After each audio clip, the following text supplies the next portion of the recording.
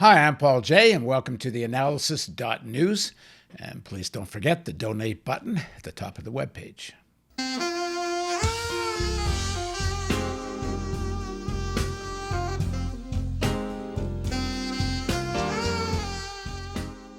The online activist organization RootsAction is dedicated, they say, to galvanizing people who are committed to economic fairness, equal rights for all, civil liberties, environmental protection, and defunding endless wars. They've grown to hundreds of thousands of members who sign petitions and advocate for progressive change. Their latest campaign is No Honeymoon for President Biden. Here's a video they recently launched. There must be no honeymoon for Joe Biden. There must be no honeymoon for Joe Biden. Joe Biden, there's no honeymoon. No honeymoon. There must be no honeymoon for Joe Biden because starting on day one, you and I and everybody else have got to mobilize and organize and put maximum pressure on the Biden administration. We should have learned a lesson from the Obama-Biden years, believing that they were going to be under a lot of pressure, so we should back off. It was the worst possible thing that we could have ever done. Now joining us is the co-founder of RootsAction, Jeff Cohen. He's a media critic, a columnist, a documentary filmmaker, retired journalism professor, and he founded the Media Watch Group FAIR in 1986. For years, he was a regular pundit on CNN, Fox, MSNBC, and he's also the author of the book Cable News Confidential, My Misadventures in Corporate Media. Thanks for joining us, Jeff. Nice to be with you. So Jeff, talk about why this slogan about no honeymoon for President Biden, and then what does it mean? Well, what we have done is looked at modern Democratic Party history. And you had Bill Clinton got into office in 1992. He wins the election. The Democrats have the Senate and the House. Instead of delivering for working class people and middle class people and the poor, what we get from Clinton is vacillation, hesitation, corporatism, NAFTA, the North American Free Trade Agreement, which warmed the hearts of corporations and disoriented environmentalists and labor activists. Jump forward to President Obama. He wins what in modern terms was something of a landslide in November 2008. He's got a Democratic Senate, a Democratic House. There's hesitation, there's vacillation, there's a bailout of Wall Street, but not a bailout of Main Street through a foreclosure freeze that would have saved middle class and working class people's homes. And of course, the foreclosure year of 2009 disproportionately hit Latino and Black households. So again, and both times,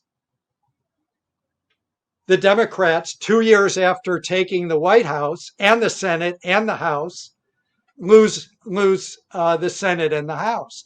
The Republicans come storming back because of the vacillation, the hesitation, the corporatism of first President Clinton and then President Obama. So no honeymoon for Biden is telling progressives, you have to learn the lessons of history. We worked our asses off to defeat Trump. RootsAction.org did the big social media campaign that everyone saw, hashtag vote Trump out in swing states, then challenge Biden. Well, now it's time to challenge Biden. If progressives ease off and they go to sleep and think, oh, we got rid of Trump, we got a Democrat in there, it's going to be a couple years of vacillation, hesitation, corporatism, and a right-wing Republican storming back into power. And believe me, the next Republican candidate for president will have learned the playbook from Trump, the faux populism.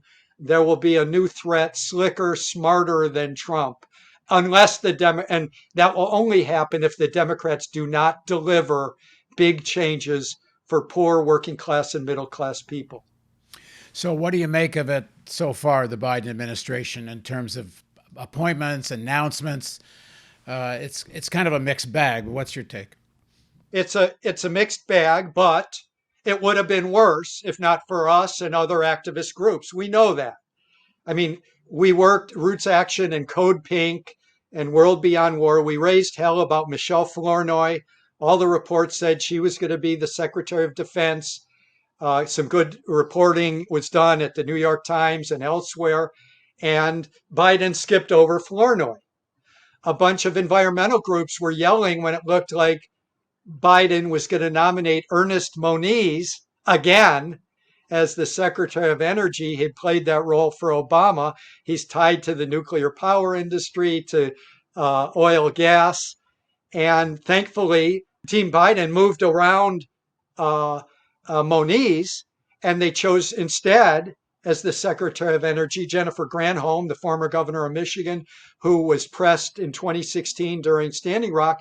Do you stand with the protesters or not? And she said, yeah, we have to explain to people that we're going to have to keep oil and gas in the ground.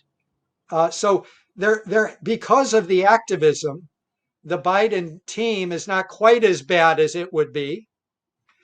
And because of the activism, Biden knows why he won.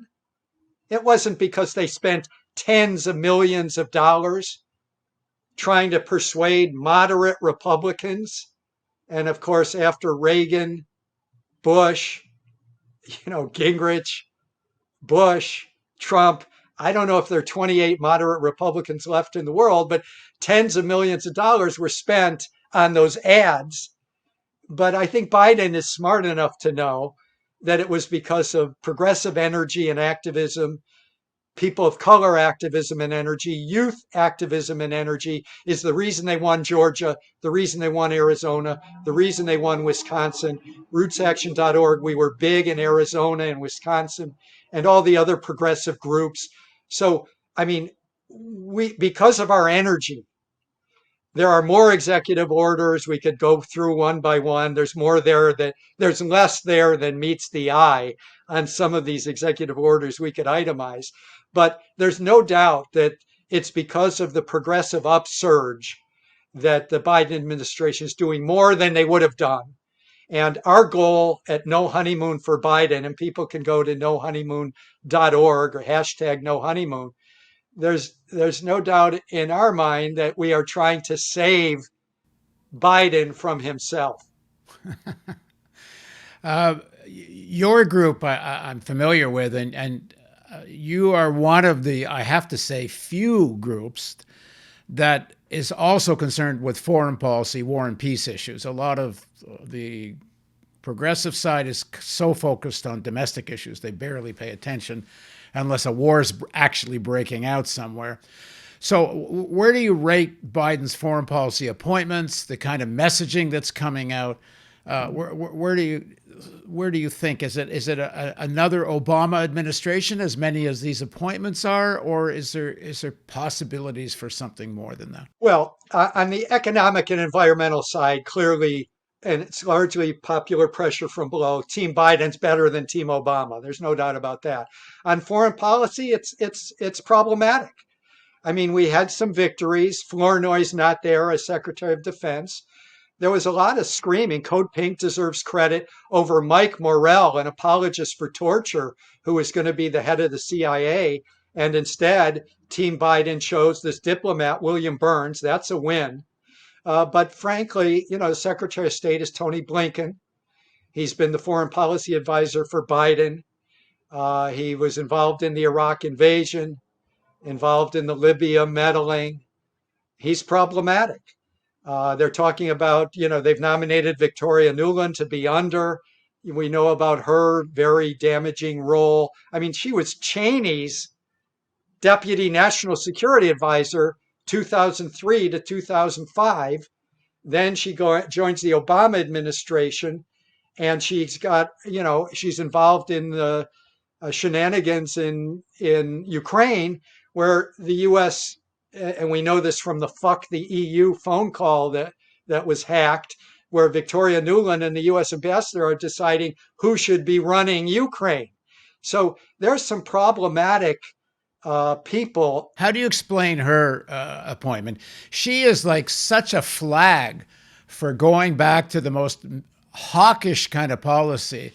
It seems like very deliberate message, but who do they want to send such a message to? They want to polarize with Russia. And Victoria Nuland for that job couldn't be better. They want to show they're tough on Russia, and Trump was too soft on Russia. They also want to polarize with China. And I mean, there's this fascinating headline in Politico. This is from a few days ago. White House shifts from Middle East quagmires to a showdown with China. And the subhead, President Biden's foreign policy team is reorienting its priorities around rising powers in Asia, hoping to move on from the forever wars of the last 2 decades. Now, I think it's wishful thinking that they're going to end the forever wars. That's what at No Honeymoon we're pushing for. But it's almost like Orwell's 1984, that, we have to have an enemy. And if you're going to move away from the Middle East, you have to have an enemy. In 1984, Oceania had the enemy of Eurasia. And then as soon as Eurasia was no longer the enemy, it was replaced by East Asia.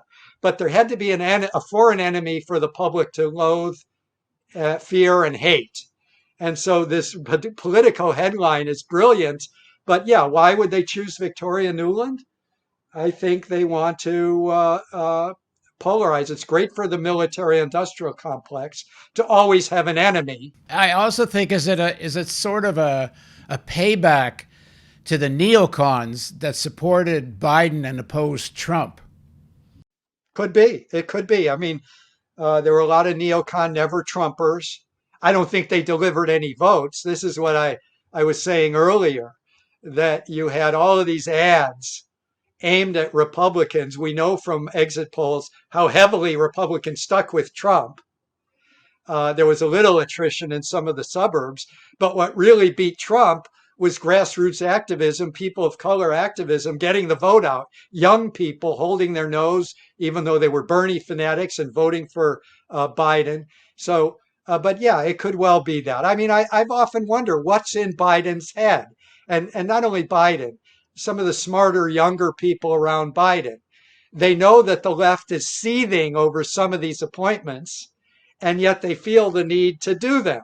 I mean, Vilsack, on the domestic front, as I say, Team Biden's better than Team Obama, but Vilsack was a horrible Secretary of Agriculture under Obama, with big agriculture, with GMOs, and right up until he gets nominated by Biden to be the Secretary of Agriculture again, he's taking $1 million a year as for the dairy export lobby. So there's some of these, but the one that really rankles is Neera Tanden.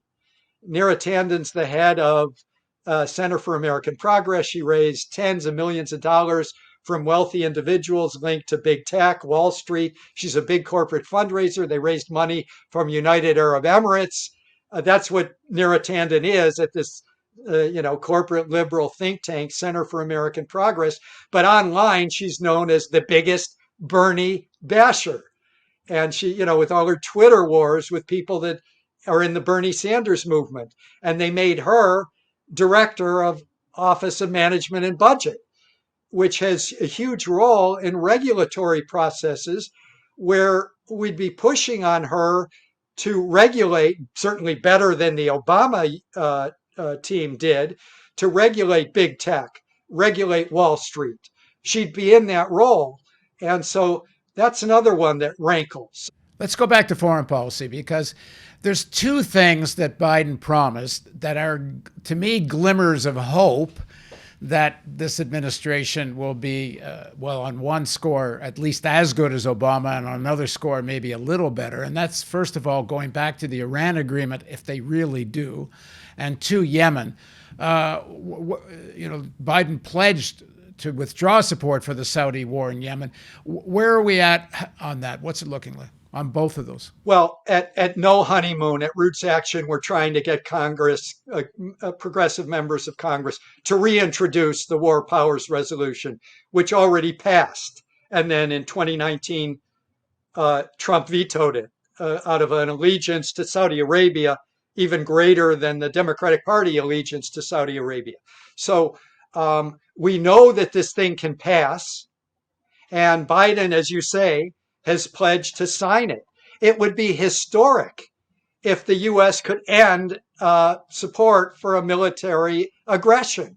And it would be historic if Congress could use the War Powers Act and stop something. So that's a high priority for us. Iran, I sit and watch all of the hearings, and on foreign policy, it's stunning because all of these nominees have been waved through, including Tony Blinken as Secretary of State. Sometimes the Republican senators will ask tough questions. Will you be tough on China?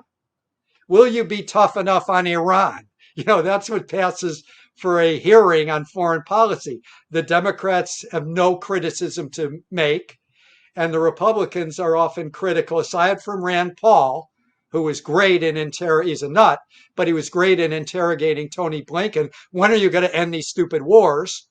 But otherwise, it's the Republicans being to the right, and some of them voted against Blinken, and all the Democrats voted for Tony Blinken.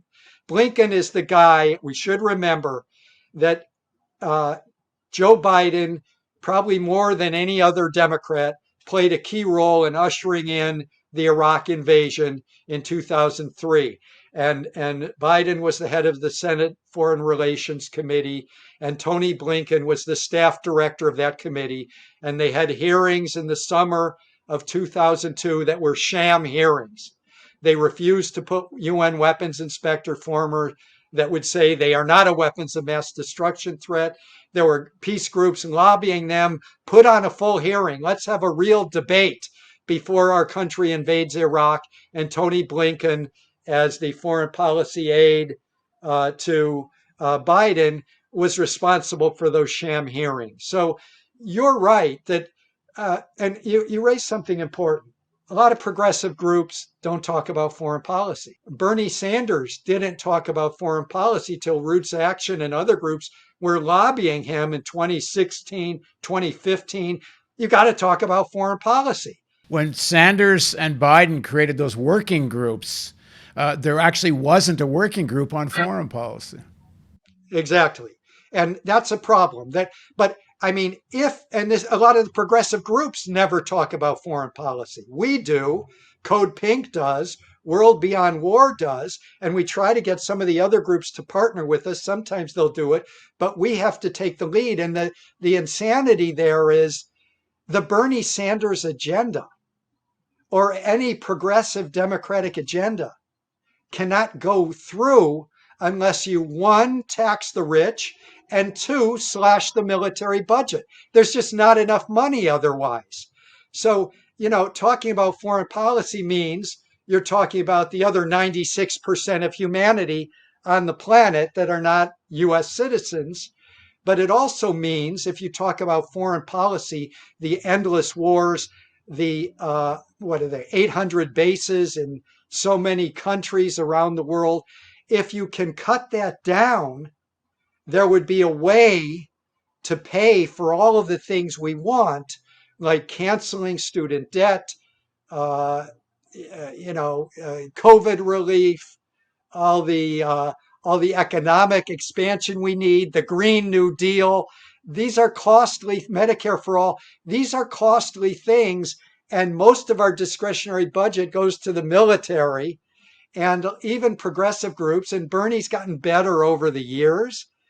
Like, foreign policy is an afterthought, but that's where the money goes.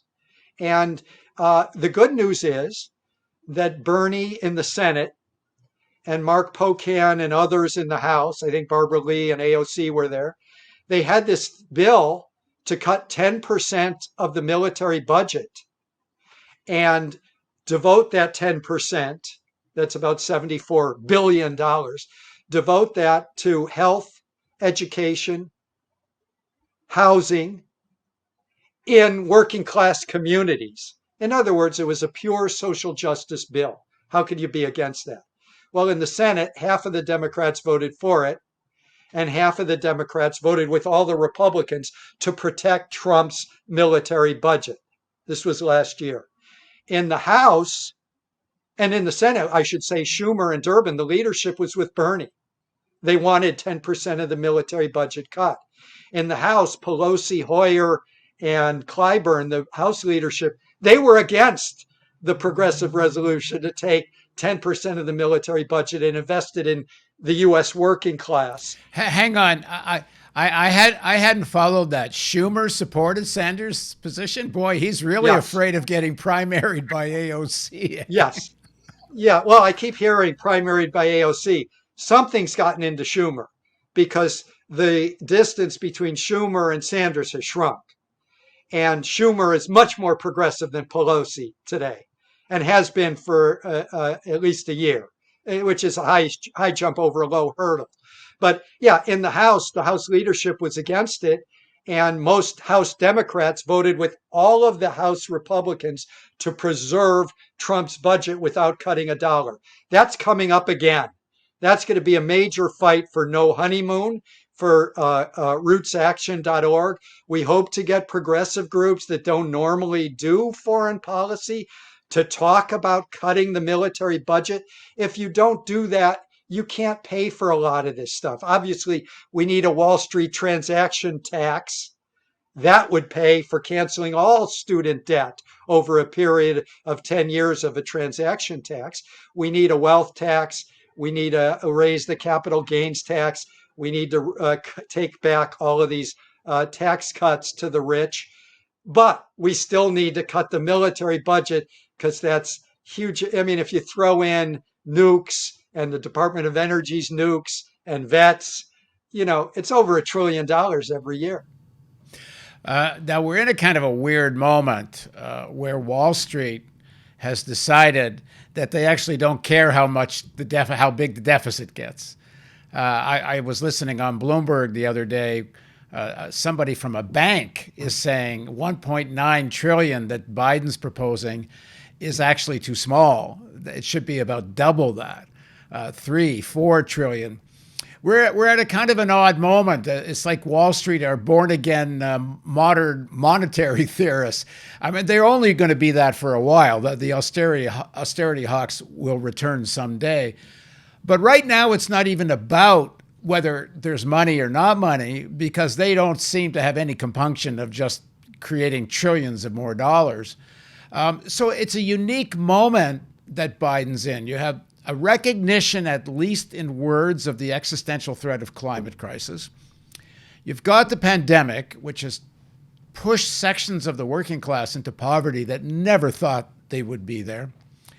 Unemployment at rates no one thought would be there. And we're still nowhere near out of this thing. The vaccination is rolling out so slowly. The economic crisis is going to get deeper. It has freaked out Wall Street. It is somewhat like a 1930s kind of scenario where there is the possibility that enough sections of capital will see the need for a really big stimulus and maybe even get some of the climate. Now, whether, I guess what I'm saying, it's actually a good time for progressives to be pushing Biden because it's a freaky moment. There's no doubt. I mean, we have this window of opportunity. Part of it is that there's sectors of capital that are not as ferocious as they were during the Clinton and Obama years in, running things and putting a clamp down on things. And the left, I should say, is stronger, better organized, better networked, better funded than it was in the past. So I love looking at history because think about it. Capitalism with the financial crisis of 2007-8 had crashed. Obama had a near landslide. He won Indiana. He won North Carolina. They had a real opportunity to do things. Many progressives that had worked for Obama to defeat Clinton sort of went into deep sleep. And Obama withered, he dithered and he vacillated and he hesitated. And he was so intent on getting a few Republican senators to join him that he whittled down his own stimulus that, as you say, mainstream economists were saying even back then in 2009, you need a stimulus of this amount. And Obama was just negotiating downward before he was even at the negotiating table because of his need for bipartisanship or to appear bipartisan. This is where I think it's a different moment here. I mean, I don't think it was just he had some emotional need for bipartisanship. Wall Street wanted to use the Republicans in bipartisanship to slow down, restrict any progressive instinct the Obama administration might have. And I don't think they had much progressive instinct. But we're in this different moment now where Wall Street actually is very pro-stimulus. Yeah, I'm not arguing with you that Wall Street may be in a different place, but let's not forget that there were 60 Democrats in the Senate. Obama had a massive majority in the House. So if he wanted to be Franklin Roosevelt and fight the economic royalist, he could have done a lot. Yeah, he didn't want to. Of course not. He appointed you and I have discussed this in the past. He appointed all these Wall Streeters to run his economic team. We know that. So, but I love history. I mean, when we think about the failures of progressives in 2009, that they weren't loud enough. And, we're getting pushback from liberals. Give Biden a chance. He's only been in there a week, 10 days. What are you guys doing? We worked so hard to defeat Trump. I mean, we're learning from history. The left can't go to sleep. Progressive activism cannot stop. I think of the 30s. I think of the two times in our history when there was really legislative transformation forward for the U.S. public and the working class in the 1930s and the 1960s. In the 1930s, Roosevelt was not elected on a progressive platform, but during the first 2 years of Roosevelt, there was a general strike in San Francisco led by the longshore workers, a general strike in Minneapolis led by the Teamsters.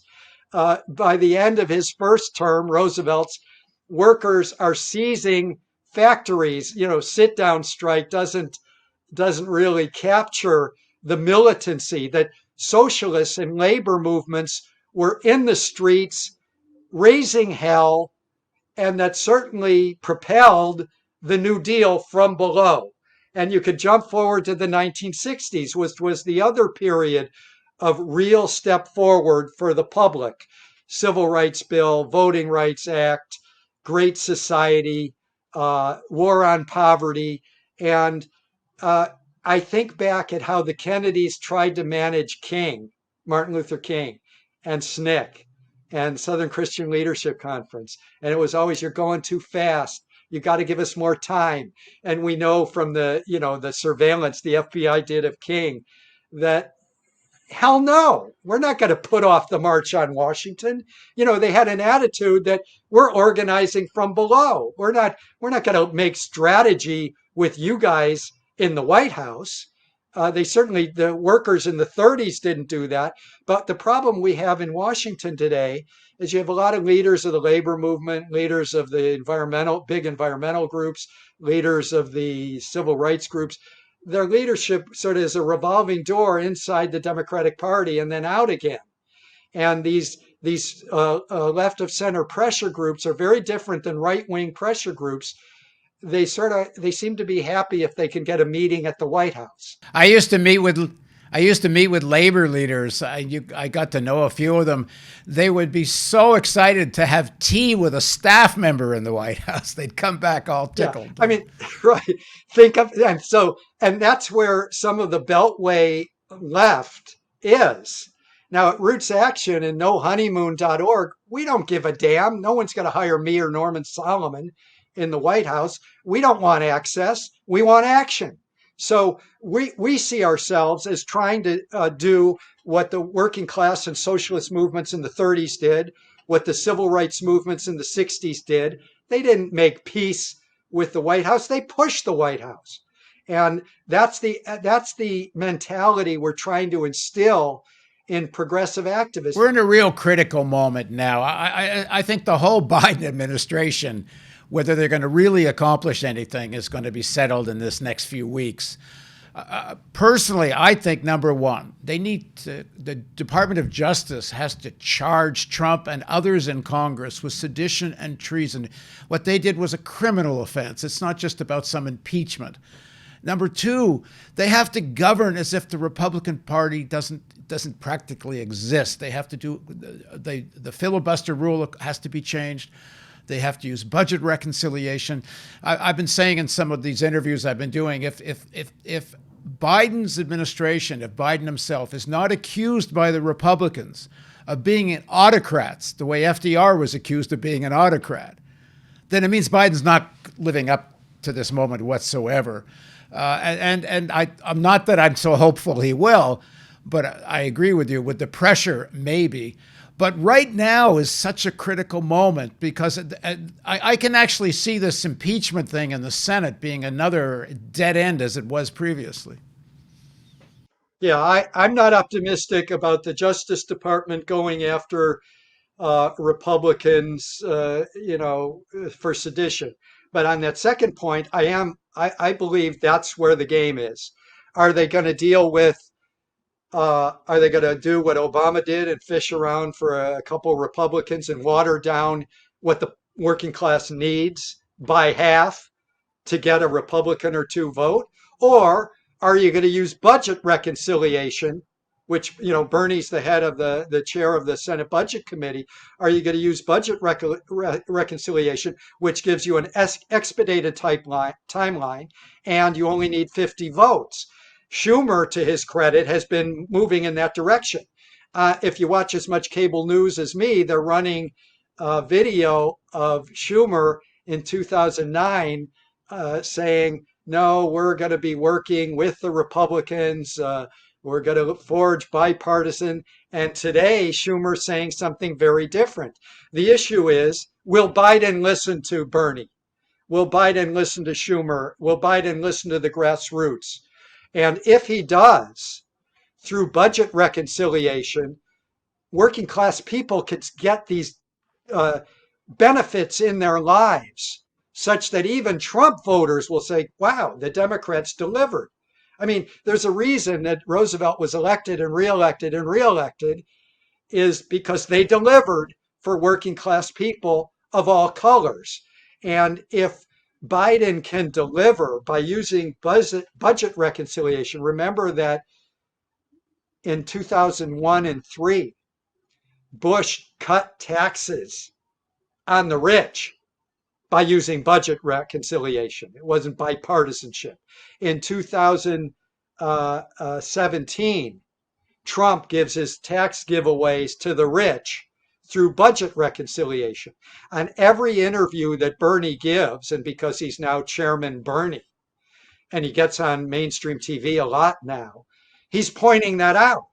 That, we're not going to listen to Republicans demanding unity and bipartisanship and reach across the aisle when it was these same Republicans who used budget reconciliation measures in order to give all these tax breaks to the rich in two different eras in modern U.S. history. I do want to just correct you. Excuse me for using that language about Chuck Schumer. I don't think he's a born-again progressive. I think going back to, there's this weird, interesting moment on Wall Street right now where because I listen to Bloomberg radio all the time. Saying, yeah, I know. Yeah, I'm harassing you. Right. I'm not saying I'm teasing you. I'm teasing you. Right. I'm saying even Schumer. Well, it's. I think it's more interesting than that in the sense that Schumer represents a whole section of Wall Street, as does this guy who's the head of the Council of Economic Advisors. What's his name again? The BlackRock. Reese? Yeah, Reese. Reese or Deese? God, I should know that. Yeah, Deese.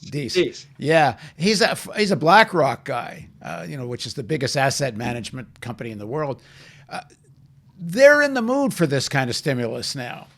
And I saw another Bloomberg interview where a Wall Street guy was saying, we're actually we don't mind that the Democrats control the Senate. In fact, it wouldn't be bad if they had more control. Because right now you need more cohesive government to roll out these stimulus plans. And I think Schumer's a good representative of where that section of capital is. Yeah, I think you're right. Believe me, I have a lot of trust in Bernie, who, I've known since his first term in Congress. I don't have any faith in Schumer, but it's fascinating what Schumer's been doing lately, which is placing himself shoulder to shoulder with Bernie. And think about this other issue that's very big for nohoneymoon.org is canceling student debt, federally held student debt. Schumer is working with Warren and keeps demanding, and he tweeted a few days ago, they want Biden to cancel up to $50,000 per person of those persons that hold federal student debt. That can be done by executive order because, there already is the legislation, the Higher Education Act of 1965. And Schumer's pushing for it. That would be an incredible stimulus that the Republicans couldn't shrink if you canceled student debt.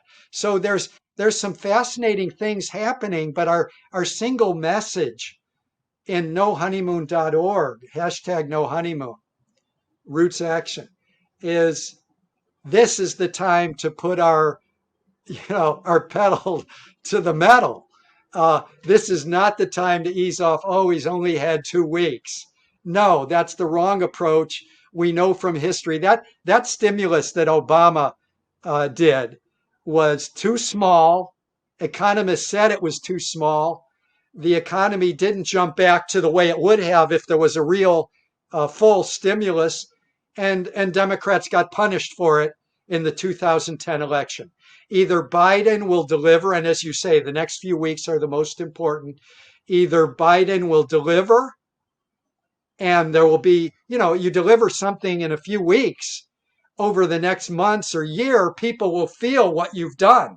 Canceling student debt, raising the minimum wage, a real stimulus, putting people to work with green jobs.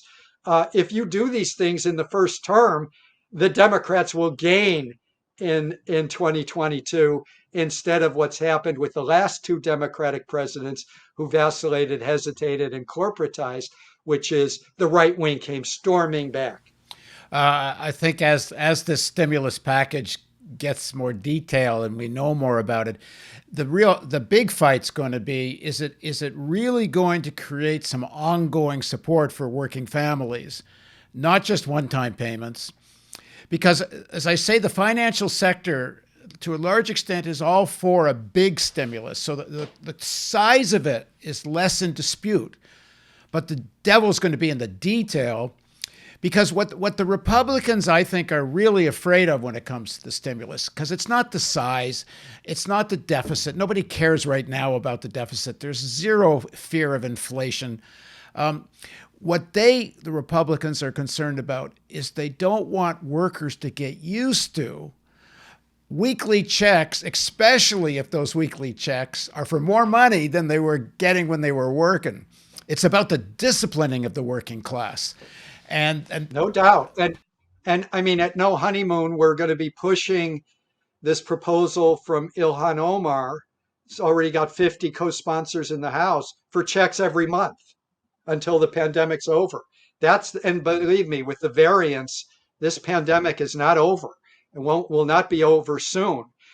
Bernie Sanders has got a plan for Medicare for all, guaranteed health care during the pandemic. That's a good step toward Medicare for all. The good news, and I've been in the left since I was a teenager a few years ago, we never had these kinds of allies in the Senate or the House. We didn't have open socialists in the Senate and the House. We didn't have people pushing who saw themselves allied with social movements like AOC does, Bernie Sanders does, Rashida Tlaib does, Ilhan Omar, Cori Bush, newly elected from St. Louis, Jamal Bowman, recently elected from Bronx, Yonkers. We have a new, the social movements are stronger than they've been in a few decades. And we have some real allies who want to see the resources of our wealthy society for the first time since decades and decades ago, that the resources go to the working class and the middle class and the poor and not to the top 1%. So, I mean, I'm optimistic about where we are. Unfortunately, a lot of this is on the shoulders of Joe Biden, who, he talks to the corporate donor class. He wants to make friends with Republicans. And on the other hand, he's getting a good push from people on the left. We cannot back off. Bill Fletcher Jr., who I know you're familiar with, was a senior staffer at the AFL-CIO, lifelong labor and racial justice activist. He said, when Obama, Biden were elected, there are people on the left that said they're going to face so much harassment from the right wing, we should ease off. And Fletcher says, that's the worst thing anyone could have ever done then, and especially now. So, I mean, we've learned from history, the job of progressive grassroots is to raise hell, make demands, demand the full policies that will actually address the needs of the planet and the needs of the U.S. working class, both, and working class of all colors. And we make the demands. We keep making the demands. Thankfully, we have representatives in the House and Senate who are ready to push some bills, like cutting the military and a monthly check during the period of the pandemic. So we have a good alignment of forces, but this is the time for progressive activists to get active. I encourage your viewers to go to nohoneymoon.org and volunteer. We've got thousands of volunteers who understand you can't let Biden be Biden. You have to save Biden from his corporate or bipartisan instincts. All right. Thanks very much for joining us, Jeff. Thank you. And thank you for joining us on theAnalysis.news. And please don't forget the donate button at the top of the webpage.